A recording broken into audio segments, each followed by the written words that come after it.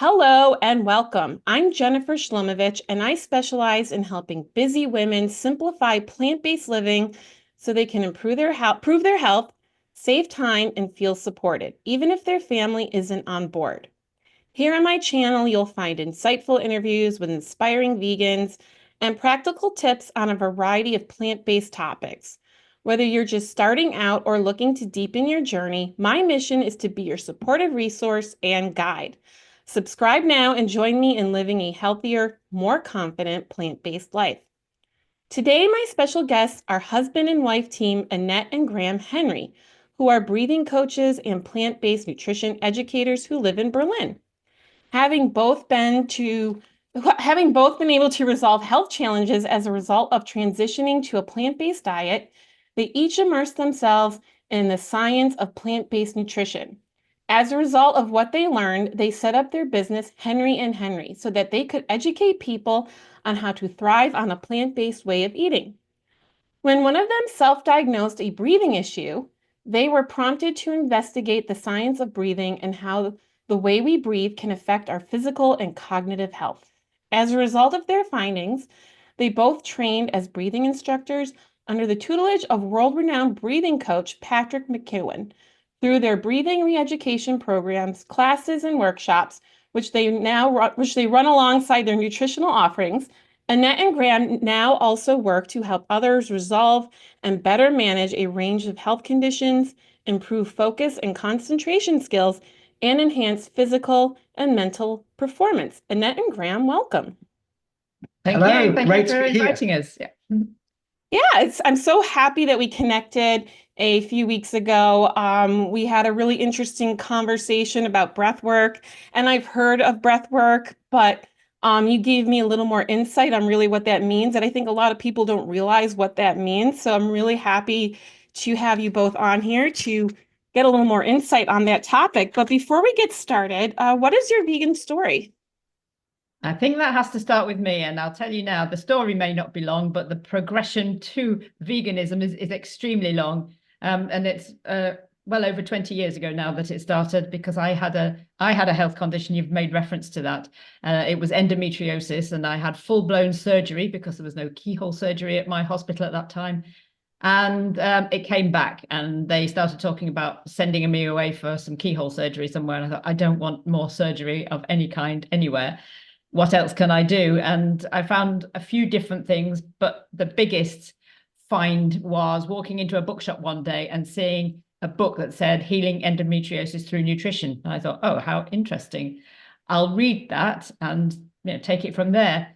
I was skeptical, to say the least, because having been through this process of multiple visits to the doctor and surgery and staying in hospital for a week and all the rest of it, nobody had mentioned food. So it wasn't on my radar at all. And I thought, if the doctors don't talk about it, how can it possibly be a thing? So anyway, I read the book, and it was it was inspiring. It was written by somebody who actually had enough science behind it to be able to present it and convince me that it was worth a try. And the biggest thing I did there in terms of moving towards veganism, I would say, was I cut out dairy. She suggested that anybody who had, for example, hay fever, those types of allergies, should remove dairy from their diet because that might be an additional problem. And in my case, that proved to be the case entirely. By the summer, I didn't have the hay fever, which I thought was quite amazing. So I knew something was working there. And I will just say, I didn't go back to the doctors. The new diet helped enormously. I never went back with this condition at all. Didn't have any surgery, didn't need it. And so that was the start. It was the giving up dairy. It was also eating better at that stage. And I had completely dismissed red meat. That was easy because I was already on a way out of that. But that was really where I was. Fish occasionally, eggs still, no dairy. That seemed to be the big thing. And that was for a few years. And then when we got together, Graham had the opportunity to either completely do his own thing and continue, or to adopt my diet. So I'm going to let him tell you why he adopted my diet and what effect it had. Okay, great. Yeah, so when we got together in about 2010, I was actually much bigger than I am now. I've not shrunk in height, I've shrunk in width. I was well over 200 pounds in weight, and I've been that for most of my adult life. I was on medication for high blood pressure. I was taking statins to manage cholesterol. And when we got together, I just transitioned to the kind of diet that Annette was eating. So it was just a switch, more or less overnight. And I found it fairly straightforward because I wasn't like on a diet. It wasn't miserable. It was actually just eating really nice foods, but cutting out all of the kind of the junk really that I'd been eating before, that had put on the weight over a period of years. And I lost the weight fairly consistently, not overnight. It was very kind of gradual. And it involved eating mainly plant-based foods. I always used to eat meat and fish and dairy, cheese, eggs. And one by one, I cut those out. And I realized that for me, that was part of the issue, because a lot of those foods come with other ingredients as well that tend to promote weight gain. And for me, it was so easy to actually, looking back, it didn't feel like it was there was no hardship. There was no kind of, as I say, I wasn't counting calories either. It was just eating natural whole foods that tasted great. So that really, for us, we both resolved our health conditions. I lost the weight. I lost trying to think in terms of what it is in US, because we talk in terms of stones or kilos, and kilos here. But I lost probably somewhere in the region of 70, no, more than that, about 90 pounds in weight, 100 pounds in weight. Wow, that's great. Yes, I think 100, that's about right, yeah. Which I'd never dreamed of. In fact, I lost in weight more than Annette. My weight. In terms of her weight. And when I think back about that now and think what I was carrying around with me, yeah, it was, incredible. Of course, you don't really notice it at the time because your body kind of, you're used to it. But obviously, since that happened and since I lost the weight, I can really tell the difference. And it also resolved my high blood pressure. So I came off high blood pressure medication and I came off the statins. And I've never gone back. And we're talking, this is more than 9 years ago since I lost the weight now. So for us, there was a natural introduction to plant-based foods, plant-based whole foods, but we still weren't vegan quite. And we weren't. I mean, certainly growing up, I was never going to be vegan. They were such weird people. They were, they opened animal farms and let animals go, and they seemed to be destructive and didn't worry about other people's property. And that's the image we had.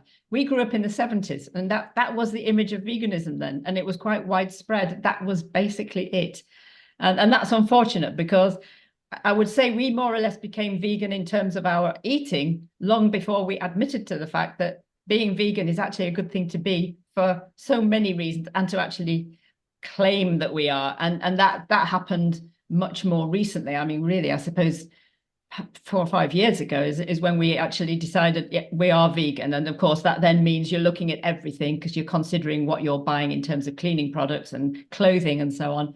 But we decided it needed to be the full thing. We'd heard the other messages. It was easy to kind of care about the environment and focus on animals. This was easy. Once you're not doing these things, you don't have the resistance. Don't talk to me about that, because I want to carry on making these choices that I've been doing all my life. We didn't have that because obviously we'd given them up. So the vegan journey was a long one, basically, but we are there, and we've chosen to be. And that's one of the reasons we now call ourselves the vegan breathing coaches, just so that other people know who we are. It's not in order to make them vegan. We don't attempt to veganize. We attempt to raise awareness and maybe allow people to question and think about it themselves. Because after that very slow process from leaving off dairy in my diet to now, it's over 20 years, and nobody ever gave me a hard time, and I'm so grateful for that.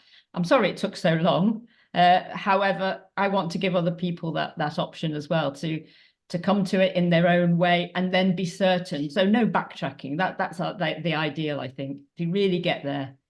And every step along the way is useful because you're eating less of the animal products, which are harmful to us, the environment, and devastating to the animals. So that's why. Thank you so much for sharing your story. I can relate to so much of it with my own personal journey. And that's why I love having people with different vegan journeys because it looks different for everyone. Some people it's a gradual process. Some people can drop it overnight. Some people start with for the animals is the reason. Some people start with the health. Some people start with the and none of it's wrong. It's whatever's right for you.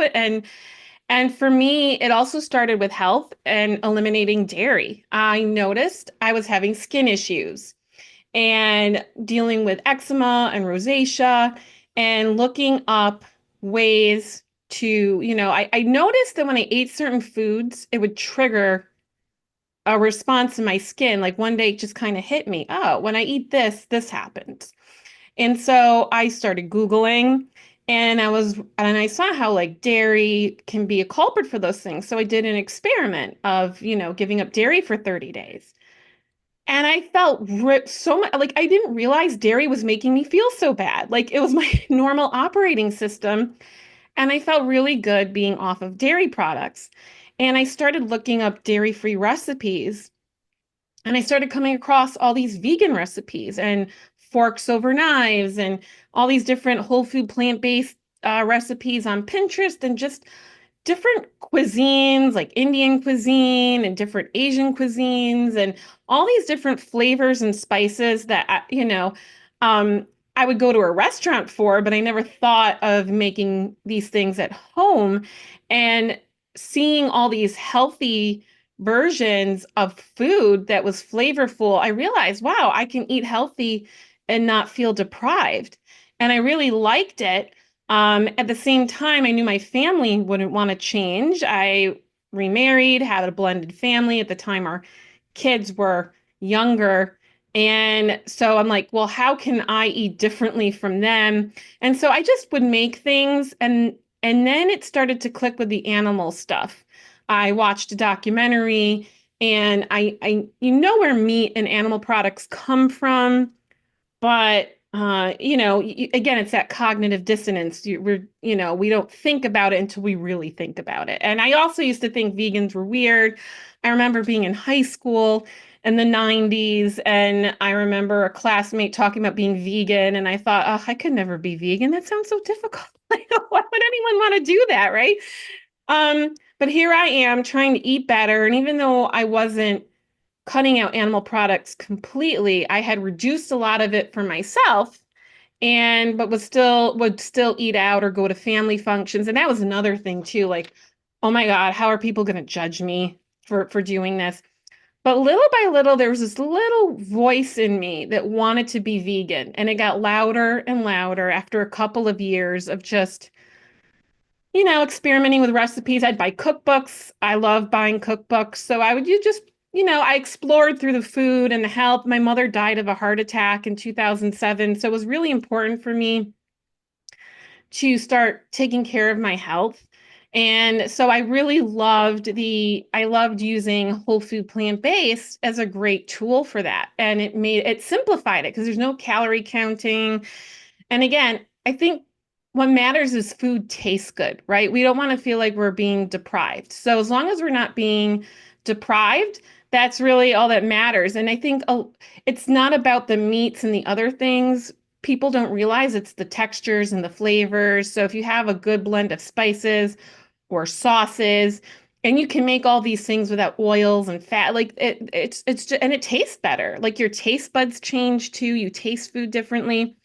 So I went on this journey for a couple of years of just doing this. And finally, I realized I wanted to go vegan. I didn't care what my family or friends thought. And I let my husband know. And I still made animal products for the family. Like that's how I made it work. Like I would cook meat and stuff for the rest of them. I would make my stuff. And then last year we became empty nesters. Everyone was finally out of the house in college. And I told my husband, if you want meat, you gotta cook it. Which he does. But he doesn't even eat as much meat as, so the amount of animal products in our house has reduced tremendously. And also, like, my husband switched to almond milk a long time ago because he also realized that, like, oh, I feel better not having the actual dairy. So even though he's not vegan, he's cut back on the amount of animal products at home, and he's supportive of what I'm doing.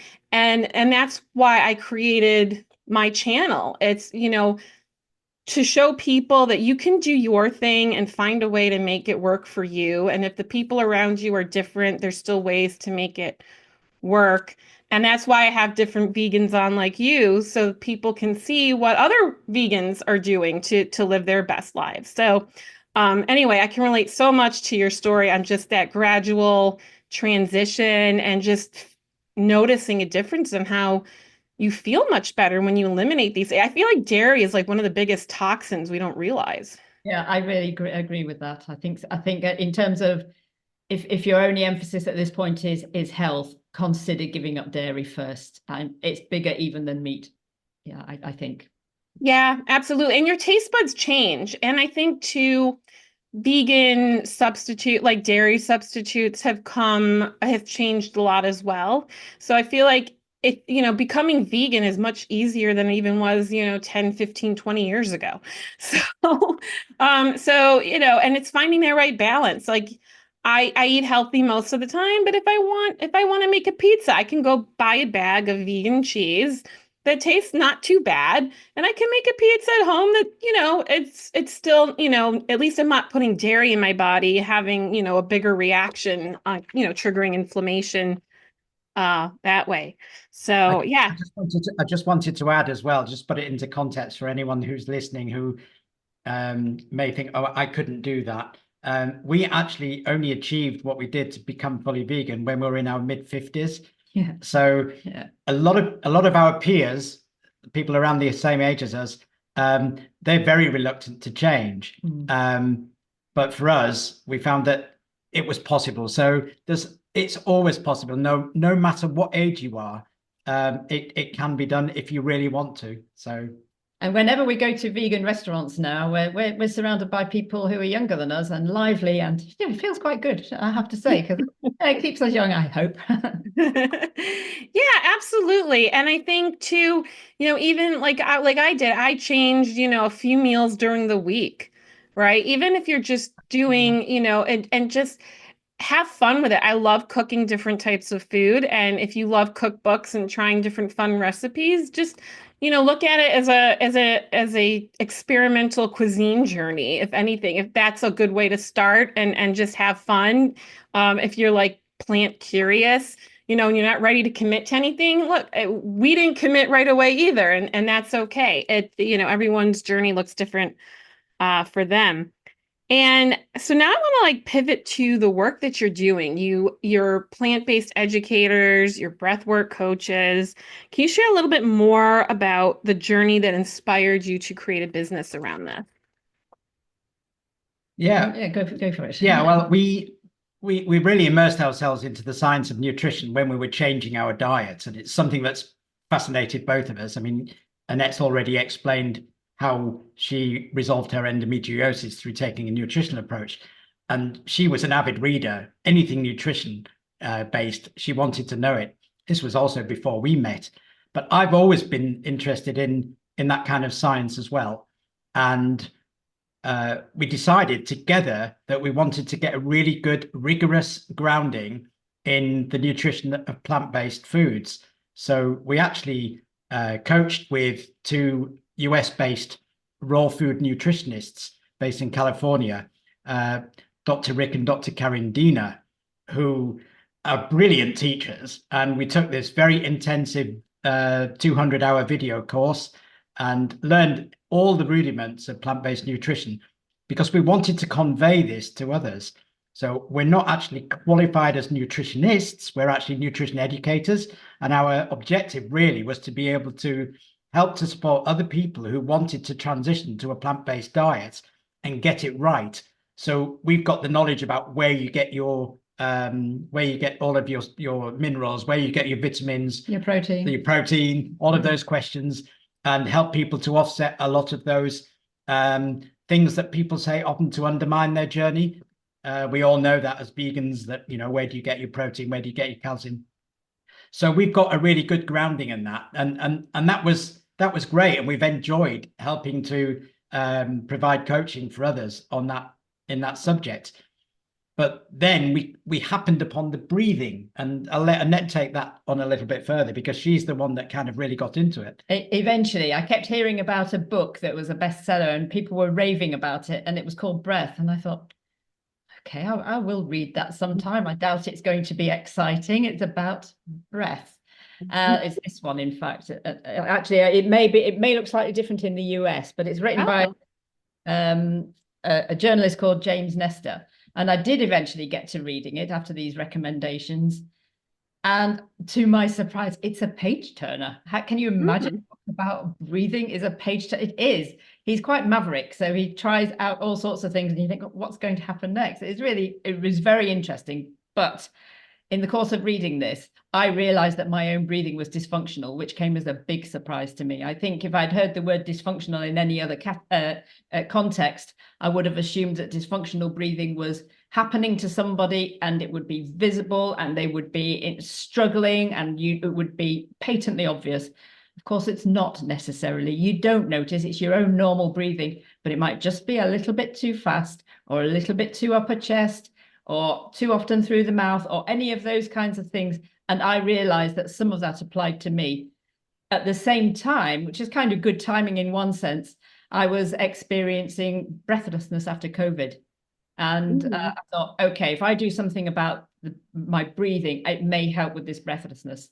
And so I set to very quickly. And it was so swift that I felt the need to immerse myself in it again, like I'd done with food. And this time I thought, just don't mess about, go straight in and get trained, because you need to train other people in this. It's too fundamental to, I mean, we do it about 20,000 times a day. If the majority of those are not supportive of your health, then you are inevitably going to have some problems somewhere in your life. And I thought, as a minimum, I want to eliminate this issue from mine, so that I've at least got a better platform on which to do all the other things, if you like. So I did that, and I went through this training with the Patrick McKeown that you mentioned at the start, who is absolutely superb, such a man of integrity. I really appreciated training under him. And as part of my process of getting qualified, I was doing case studies, and I was allowed to use real people who I'm related to, for example. And because it was a pandemic, I was doing everything online. I was doing the others all on Zoom, great, but I'd really like to do one in person. So I persuaded Graham to be a case study, and it worked very well, so well that he became, I think there were two influencers. I'll let him tell you for sure, but he'd noticed quite quickly a difference in me because it started to impact on my sleep. But also he started to notice differences in himself just from being a case study. And so he then got trained as well, but I'll let him take that. Yeah, so I incorporated some of the exercises that Annette was showing me, and doing the breathing training, or breathing retraining, as we like to call it, because we're kind of reprogramming the way we breathe. And it helped to alleviate and reduce my snoring, which for a chronic insomniac wasn't much fun. So to actually be able to change and snore less was a game changer for me and for Annette. But also, as an occasional jogger, just jogging in the park, I started to incorporate the nose breathing as opposed to mouth breathing, and realized that it enabled me, once I got used to it and once I'd strengthened my breathing muscles, it enabled me to run for longer and also recover more quickly and have less injuries. So I thought, this is absolutely brilliant. We've got to share this with people, because it's actually so easy when you put your mind to it to actually change your breathing and to become more conscious of your breathing. So that was the start of our journey. I decided to get qualified as a breathing coach as well. And I enrolled in something called Oxygen Advantage, which is aimed more at performance and focus. Annette she's also trained in Oxygen Advantage, but she took hers a step further and also became trained as a Boteco breathing trainer, which is quite a well-known breathing technique, particularly useful for people who suffer from respiratory disorders like asthma and COPD. So Annette can deal with people who have medical complaints as well, whereas I'm more about enhancing performance.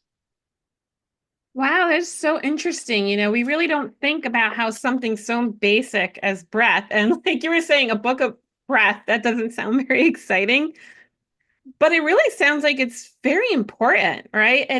And the thing is too, like, I find doctors are not promoting a lot of these things, right? When it comes to, they're not trained to even know about them. So right, they're not trained to even know about them.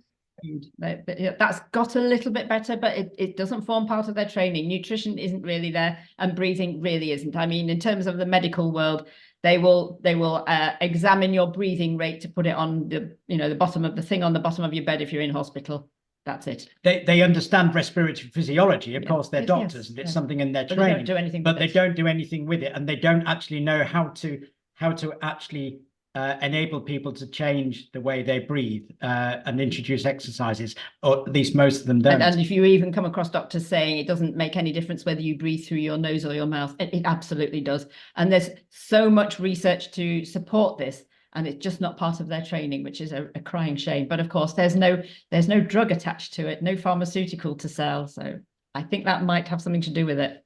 I'm sure it's a few different things. It has to do with the schooling that they have, just the individual's background. I mean, we're not taught a lot of these things growing up either, and we only find these things when we stumble into them and we're like, oh wow, this is but that's why the work that you're doing is even more important, because you're spreading this knowledge out there, and that'll hopefully spread over time. Someone else will tell somebody else, and having that knowledge. And yeah, it's so important, I feel, to understand about breathing, because I've noticed, like, when I've done some like breathing and like a meditation, for example, and that's usually what I think about when it comes to breath work, is like meditation. I've noticed I feel much more relaxed. Like you can feel a shift. Like if I'm feeling anxious, I've noticed when I've done a breathing exercise and a meditation, I've noticed it's helped with the anxiety. Insomnia, me and my husband both have poor sleep. I have like the worst sleep. Like I'll sleep 3 to 5 hours a night. Like I wake up a lot. We have a lot of broken sleep. And so having a tool to help with that, if it's something as simple as breathing, that's something I would definitely be interested in learning more about. And I know a lot of other people who struggle with sleep also. And people think that they need to take some kind of a supplement or a drug to help them sleep better, when really it could just be something as just taking a different look at your breathing. Well, yes, and it's another case of taking it out of the equation, because there are all sorts of reasons why people don't sleep well. But if breathing is only a part of it, get rid of it, because it's easy to eliminate poor breathing. It's just so easy and so absurd not to, once you know. But of course, until that point, it's much more difficult. But the training that we do, I mean, you were talking there about anxiety and how meditating calms your anxiety. I used to have this experience, along with another very interesting experience. When I was meditating, I got warm. Could not for the life of me understand what was going on, and never understood it until I learned about breathing. And then realized that I was better oxygenating myself when I was breathing a little more deeply, a little more slowly. That's all it took. But the thing is, if you retrain your breathing, and I've certainly had a background of anxiety, that background hum of anxiety that's always there, waiting to get triggered by something bigger, that disappears if you can retrain your breathing so that your everyday, moment by moment breathing is better and more natural.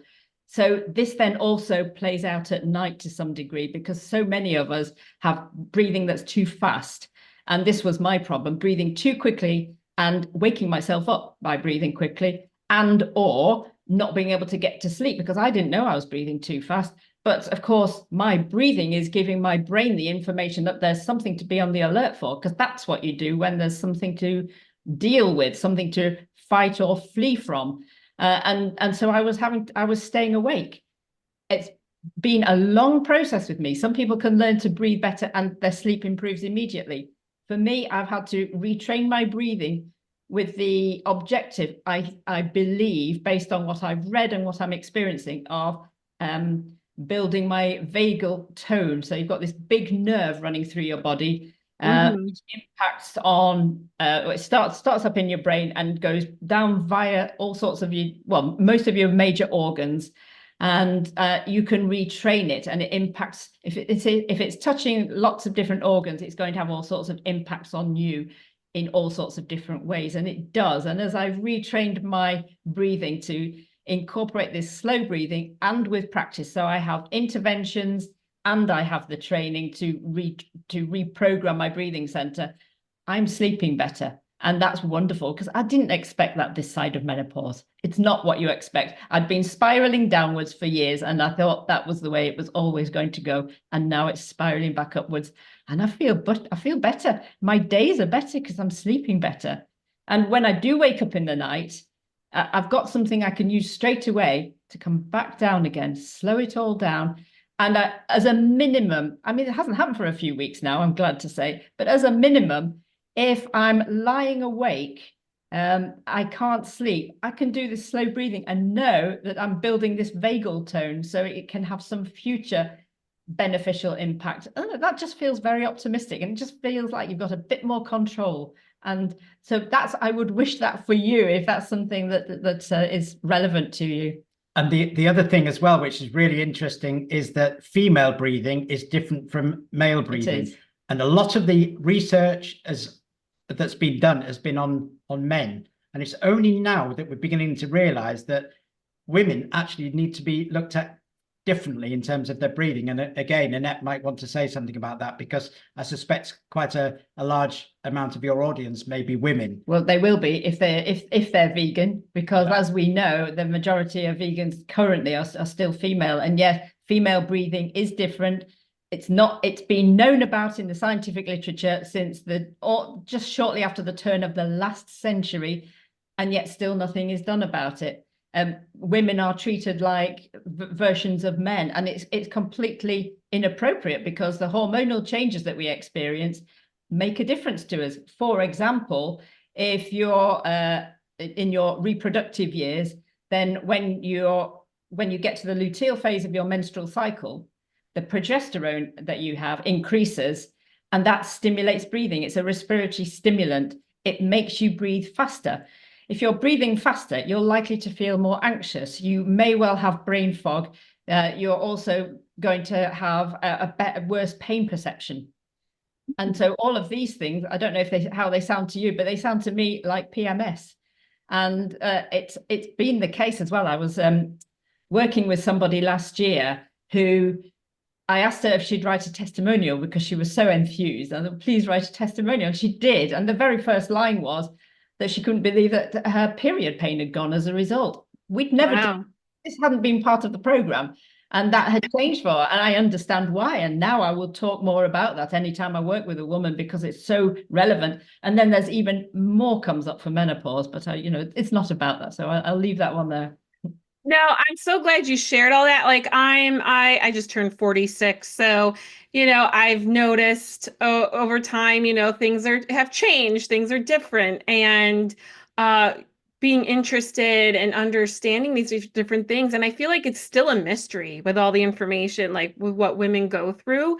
And, you could talk to one friend and they're having different experiences, and someone else is having and it's interesting how applications that were tested on men were being applied to women. And it's important to delineate between the two, because we both have a different set of experiences in life through the body and physiology. So I feel like it sounds like there's so many amazing benefits with breath work combined with whole food plant-based eating. And I'm not saying that, there isn't a place for medical intervention. Sometimes it is, you need it.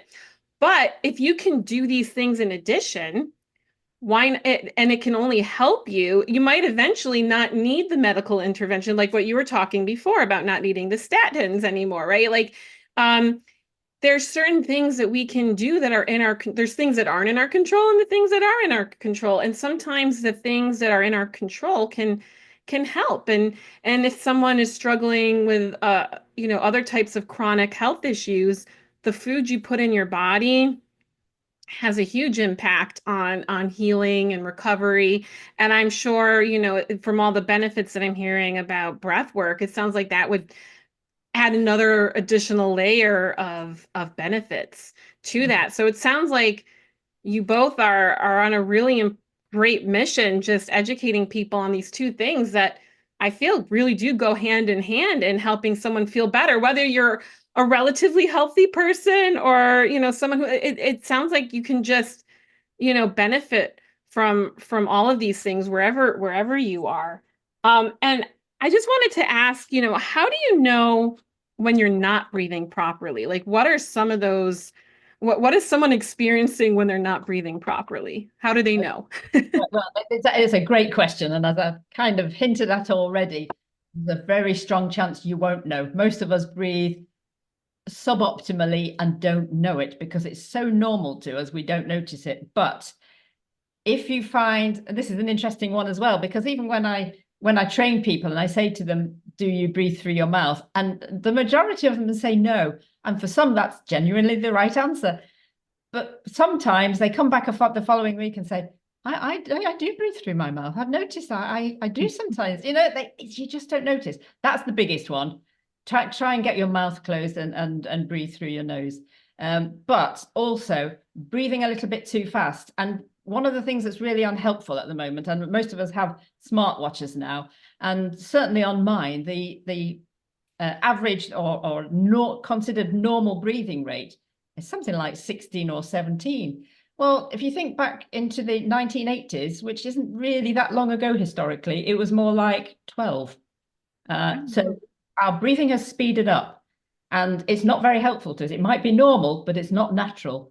So that's another thing, and that's not going to be noticed very easily if you're testing it and going, yeah, I'm okay, 17, that's fine. It's not.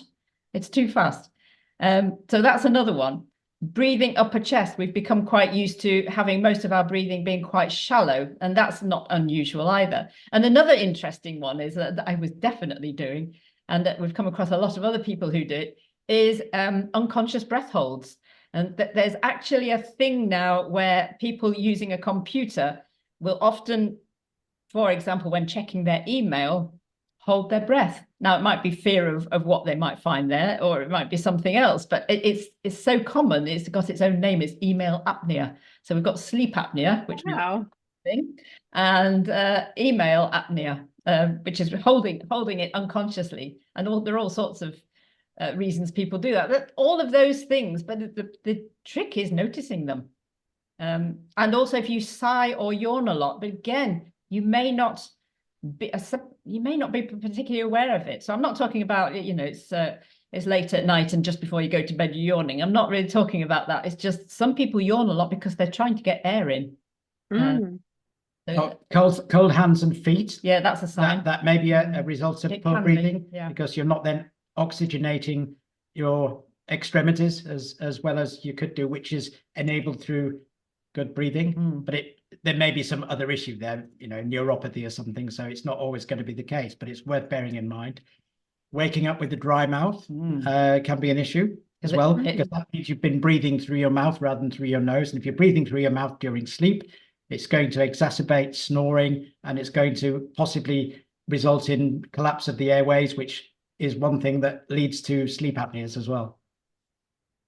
Very interesting. I've noticed recently, like sometimes I do tense up with my breathing when I'm reading certain emails or I'm doing certain things at work. And I'll also notice this tension in my breathing, and it's something I noticed recently. So it's interesting that you brought that up. And if I'll take a few deep breaths, and it'll kind of help reacclimate me. Not that I'm necessarily stressed, or I guess it's a subconscious stress, but it makes sense. I feel like we've become a much more fast-paced world since the 80s. And, everything is so accessible. It's hard to leave work at home, right? Back in the day, now we have, you can check your work email on your cell phone. Like you can, you know, we also have news accessible all the time. Like we have all these different things that can be fueling our stress and anxiety subconsciously, and we don't even realize it because it's normal. It feels normal. It's what we're used to, but it's actually not. So That's spot on. And I just wanted to say, with regards to the deep breath, just be a little bit careful when a deep breath means different things to different people. A lot of people, when they say take a deep breath, they go through their mouth really, they think it's a big breath. A deep breath means you're breathing using your diaphragm. It's going down there. Down here. But it doesn't have to be a big breath. In fact, a lot of people taking if you're taking a big breath, it can actually exacerbate the symptoms. You can take in too much air, and that's going to result in some possibly more brain fog, more feelings of anxiety. So taking a deep breath, just bear in mind, it's best to do it by closing your mouth, just using your nose, and softly and lightly, and engaging your diaphragm. And that is the really, really good way to calm down your body as well. That's a really great tip. I feel like there's so much we could talk to you about on this topic. I'm learning so much and thinking about things that I didn't normally think about. So yeah, that's something that I'll definitely try the next time I catch myself doing that, which is often during a busy week. I wanted to just ask, what's the impact that a non-vegan diet can have on breathing? Is there an impact on our breathing when we're eating animal products? Yes, there is. I will say straight away, it also applies to processed food. So this again is why you're better off having the whole plant food diet. The animal products and a lot of processed foods drive up acidity in the blood, so that the pH of your blood becomes a little bit more acidic. And it's a kind of an urgent matter in terms of what your body's needs to bring it back to the level where it should be. And the fastest route to doing that is to breathe off an acidic gas. And the acidic gas is carbon dioxide.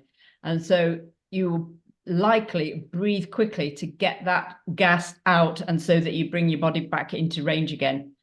But of course, doing this repeatedly is likely to imply that you will breathe more quickly as a default. It becomes your default. Whether or not that has an ongoing effect and persuades you to eat the acidic foods to counteract that, I don't know. That's got to be a possibility. But certainly, if you're eating whole plant foods, then you are not getting this danger in the first place of becoming too acidic. And so your breathing has a much better chance of staying stable. So yes, there is the difference for vegans. Yeah. That's really interesting. I wouldn't even think about how food could have an impact on our breathing like that. But yeah, it makes sense. If you're creating more acid in your body, that can cause all kinds of issues in your microbiome, and it can cause inflammation. And so it's interesting. I never even would think about it having an impact on your breathing, but as you're talking about it makes sense. Because it would have, what we put in our body fuels all of our systems. And I think, again, we don't put too much thought about breathing. So I feel like this is really important. And brain fog's another thing that, you've mentioned brain fog a couple times. I've certainly gone through that. And we all want to run to like coffee or more caffeine to help wake, and even that doesn't work, right? You still feel the brain fog sometimes. So I feel like breathing is it sounds like another habit to incorporate into your routine during the day, that again, it sounds like there's just so many benefits to it. Yeah, in terms of the brain fog in particular, if you're breathing appropriately moment by moment, then your tissues and organs are getting properly oxygenated. And of course, the organ that you're talking about there is your brain. So if your brain's oxygenated, it's got a far better chance of being able to function properly. And it really does make a difference. I mean, you can put that to the test quite easily if you're willing to, give yourself a little bit of time and retrain your breathing a little bit, and just breathe, as Graham described, more slowly, more deeply, and just kind of light breathing, really. We've got this idea that everything needs to be big or more or fast or whatever. No, not with breathing. It's less is more, actually. Wow, that's really interesting. And can you share some examples of breathwork techniques that someone watching that they can incorporate at home that could be helpful for them? Yeah, I mean, I think that you just kind of described a way of breathing, which that's the one to try and take on board, and you kind of have to retrain yourself. And some people can do that. Some people need help from people like us. Others can do it by themselves. It's doable, depending on where you are and what your motivation is like, and so on. It's personal. But there are a few interventions that you can come up with. I think based on what you've said, because you've talked about anxiety, is it okay if I do there's a rescue exercise for anybody who's experiencing, this is very, very practical. It's very easy. If you're experiencing anything that's making you feel anxious, or even if you're a little bit out of breath, people with asthma can use this if they feel there's an attack coming on, and it can help to ward it off. So it's really useful. And all you need to do is you take a normal breath in through your nose. So we're talking small here, and this is not a big breath. Normal breath in through your nose and normal breath out through your nose. And then you pinch your nose and you hold for 5, 4, 3, 2, 1, and you let go. And then you breathe normally through your nose for another, I don't know, 5, 10, well, about 10 to 15 seconds, I would say, roughly. Keep it 10 to 15 seconds, whatever feels okay. And then you go again. 5, 4, 3, 2, 1, and let go. Breathe normally for, again, 10 to 15 seconds, or you can count the breaths if that helps. I tend to do about 3 breaths because they're fairly slow breaths, and then go again. 5, 4, 3, 2, 1. And effectively, what you do there, you keep going with that until you feel it subsiding, and you will feel it subside. As that happens, you're building up some of the carbon dioxide in your blood, which is actually a calming gas, and that's useful to you. You're not going to poison yourself or anything like that. In fact, most of us are oversensitive to carbon dioxide, and that's one of the reasons we breathe too fast. We're desperate to get it out, but actually our body needs a bit more of it in order to function well. The really useful thing about that exercise, as well as being Annette described it as the rescue exercise, so if you're feeling panicky, it's also a really good one to use if you want to get into the zone, if you want to kind of sharpen your focus, maybe before you're going in to give a presentation or to do an exam. It also enables your mind to sharpen. And that's, again, a result of the carbon dioxide, which opens up, dilates blood vessels, so you get more blood flow to the brain and to the tissues where it's needed. So wow. And it's such a simple technique. And how many rounds of doing that would someone need to do to start feeling the effects? It's impossible to say, because it depends on how stressed you are.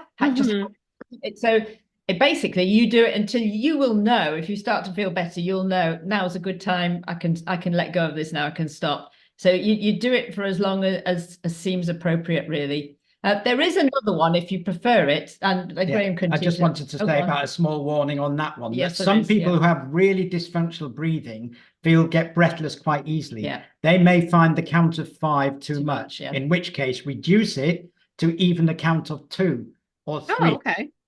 If that's too much, because we don't want people spiraling into a panic by the short breath hold. No, there's never any benefit in going into panic with anything that we talk about. But there's another exercise that also I particularly like this one. In fact, it makes me fall asleep because carbon dioxide is a calming gas, and it puts us into the parasympathetic mode. So that makes me fall asleep.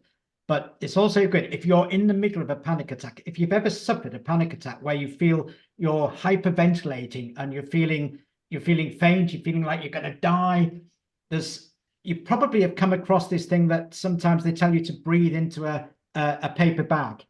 Yeah, and that's the reason for that is to actually breathe back in carbon dioxide.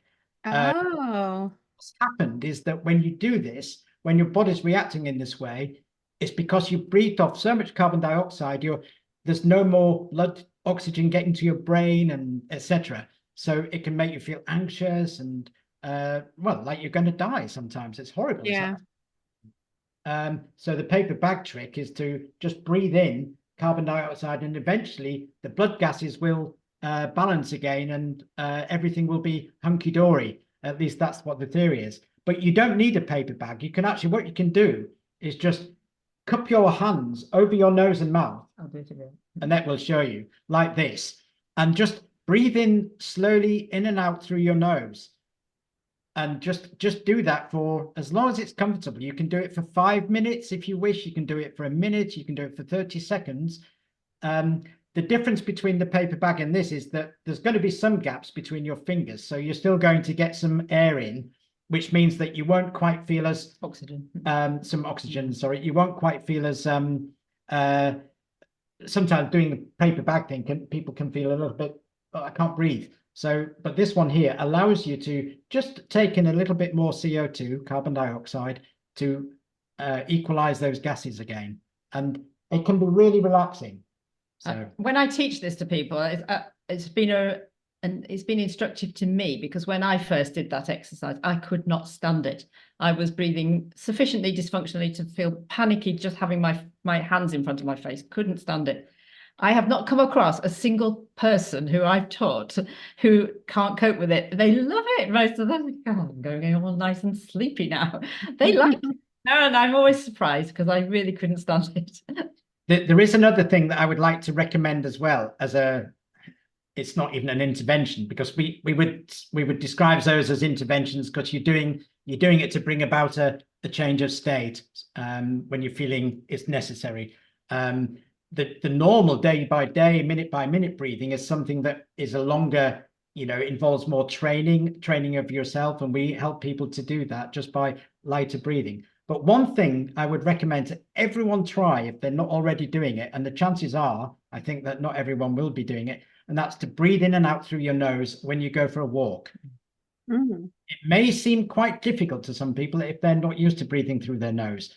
And if it seems difficult, slow your pace so you can maintain it. Because over time, if you're breathing just through your nose as you're walking, and then eventually jogging or running, because there's more resistance breathing in through your nose than through your mouth, you will actually strengthen your breathing muscles, and you will get fitter, and you will have more efficient oxygen intake. And this is why for physical fitness, it can have a great premium to breathe through your nose, but you need to train yourself gradually, because it might not feel easy at first. And can I just add one really exciting thing about nasal breathing that just doesn't exist at all really with mouth breathing? And that is that in your paranasal sinuses, you have another gas. We've got another one now, a nitric oxide, which is also a dilator like carbon dioxide. But additionally to that, it's anti-pathogenic. It's your first line of defense against viruses and bacteria. And it's so potent, they actually did use this externally for people who had COVID. So it was known to be useful. We have it here. We don't use it. And you would think it would have been nice if we'd been told that during the pandemic. Try breathing much more through your nose. It's going to help you keep the risk at bay, or at least help you deal with it better. And you can increase it 15-fold, the production of NO2, by humming. Yeah, if you like. Or playing a didgeridoo. Yeah, humming's easy. Wow, that's really interesting. I've learned so much from you both, and I feel like there's so much we could talk about on this. We have to wrap up in a few minutes, but I've really enjoyed having this conversation. It's really insightful. And I just wanted to ask, what supportive resources would you like to recommend for viewers today? Well, we put quite a few things on our own website and on our social media, which is Instagram and Facebook. And we've got two of those. We've got one that's general for covering both aspects of what we do, which is Henry and Henry. Or we've got the vegan breathing coaches on both platforms. So certainly come and join us over there, and we'll answer questions and what have you. But if you're really, really into it, then the trainer that we had wrote this, I have to say, Bible on breathing, The Breathing Cure by Patrick McKeown. It's very detailed. This is not quite the page turner that this was, but at the end of reading this, you will absolutely know about everything you could hope to know and then some about breathing. So Patrick McKeown definitely worth looking up. Great. Thank you for sharing that. And what's the best way for people to connect with you? I think it's as Annette said, so we're on Facebook and Instagram. We're on Facebook as the Vegan Breathing Coaches and on Instagram as the Vegan Breathing Coaches. And also we have a sibling page, if you like, Henry and Henry. So you can find out what we do on both pages, but specifically for vegan breathing, as the Vegan Breathing Coaches is under that moniker. And we have a website, which is henryandhenryu.com, EU as in European Union, which where we come from is no longer part of the European Union. Maybe that's our way of saying that we'd like to be. Yeah, so that's it really. There's plenty of ways to get in touch. And we'd love to hear from anyone because we love this. It's exciting for us. So we do get quite passionate about it. I don't know if you noticed that. Yeah, and I think you're doing such important work by sharing this knowledge that you're passionate about. I feel like it can be so helpful for people because how we feel impacts everything else. Yes. How we show up with our careers, how we show up for our families, how we show up for ourselves, how we're able to just, that work-life balance, a lot of that, with what we eat can impact that. And it sounds like so much of how we breathe, because if we sleep better and we feel better, it has a domino effect in our life. And we can do these things and we don't necessarily need pharmaceuticals or over-the-counter things to, drinking more caffeine. Those are not, sustainable solutions. So this sounds much better. And I just want to thank you both for coming on my channel today to share this information. And I want to thank those of you who tuned in. And I'll definitely also include the links to all your website and your social media and the notes below. So anyone watching can easily connect with you. All right. So that's it for now. Thank you again. What's that? Absolutely. I love talking to you. Yes. Oh yeah. Thank you so much. And please come back if there's something else that you want to share. I feel like there's other topics with this we could always talk about at a future time. So you're always welcome to come back. And yeah, thanks everyone for watching. I'll see you soon. Bye for now.